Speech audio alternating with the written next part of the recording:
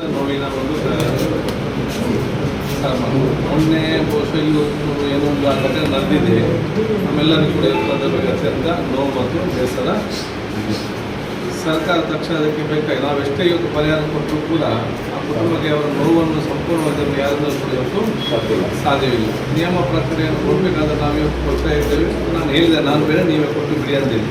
ಅದು ವರ್ಷ ಒಂದು ಇವರೆಲ್ಲರೂ ಕೂಡ ಸೇರಿಕೊಂಡು ಇವರು ನಾವು ವರ್ಷದ ಬರಬೇಕು ಮತ್ತು ನಾನು ಕೂಡ ಯಾಕೆ ಜಾಸ್ತಿ ಬಂದು ಅಂತ ಹೇಳಿದರೆ, ಒಂದು ಅವ್ರು ಕೊಡುವಂಥ ಪರಿಹಾರ, ಎರಡನೇದು ಊರವರು ಮತ್ತು ಅಧಿಕಾರಿಗಳನ್ನು ಸಲ್ಲಿಸಿ ಪಕ್ಕದಲ್ಲಿ ಆಗ್ತದೆ. ನಮ್ಮ ಕೈ ಯಾರ ಕೈಯಲ್ಲಿ ಕೂಡ ಇಲ್ಲ. ಮಳೆ, ಗಾಳಿ, ನೀರು, ಬೆಂಕಿ ಇದು ಮತ್ತು ಮಣ್ಣು ಇದು ನಮ್ಮ ಕೈಯಲ್ಲಿ ಇಲ್ಲ. ಯಾವಾಗ ಏನಾಗ್ತದೆ ಯಾರನ್ನು ಎಲ್ಲಿ ಉಳಿಸಲಿಕ್ಕೆ ಸಾಧ್ಯ? ನಾವೆಲ್ಲಿ ಮಾತಾಡ್ಬೋದು. ನಾವು ನಾಳೆ ನನಗೆ ನಾವು ಏನಾಗ್ತದೆ ಇಲ್ಲ ನಿಂತಲಿಗೆ ನಮಗೆ ಉಳಿಸಲು ಸಾಧ್ಯ ಇಲ್ಲ. ನಮ್ಮ ಕಣ್ಣ ಮುಂದೆ ನಾವು ಗುಜರಾತಲ್ಲಿ ಆದದ್ದು, ಕಚ್ಚಲ್ಲಿ ಆದದ್ದು, ಬೇರೆ ಬೇರೆ ಕಡೆ ನಮ್ಮ ಕಣ್ಣ ಮುಂದೆ ನಾವು ನೋಡಿದ್ದೇವೆ ಏನು ಆಗಿದೆ.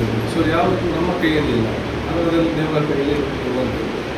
ಈ ಸಂದರ್ಭದಲ್ಲಿ ಆ ಒಂದು ಸಂದರ್ಭದಲ್ಲಿ ಆದಾಗ ಇವರವರೆಲ್ಲರೂ ಕೂಡ ಸೇರಿಕೊಂಡು ಎಲ್ಲ ಜಾಗಗಳನ್ನು ಒಗ್ಗಟ್ಟಾಗಿ ಆ ಕುಟುಂಬದ ನೋವಿನಲ್ಲಿ ಇಡೀ ಊರವರು ಪಾಲಾಗಿ ಏನೊಂದು ಕುಟುಂಬದ ಜವಾಬ್ದಾರಿ ವಹಿಸಬೇಕಿದ್ದಾಗ ಒಂದೇ ಮಗು ಮತ್ತು ಮೊದಲು ಅಲ್ಲಿಯ ಇದ್ದಂಥ ಕಾಲದಲ್ಲಿ ಕೂಡ ಇಡೀ ಊರಿನ ನಮ್ಮ ಒಂದು ಕುಟುಂಬದ ರೀತಿಯಲ್ಲಿ ನಿಂತುಕೊಂಡು ಎಲ್ಲವನ್ನು ಭಾಳಷ್ಟು ಪಾವಿತ್ರತೆಯಿಂದ ಶ್ರದ್ಧಾಪೂರ್ವಕವಾಗಿ ನಿರ್ವಹಿಸ್ತೀವಿ.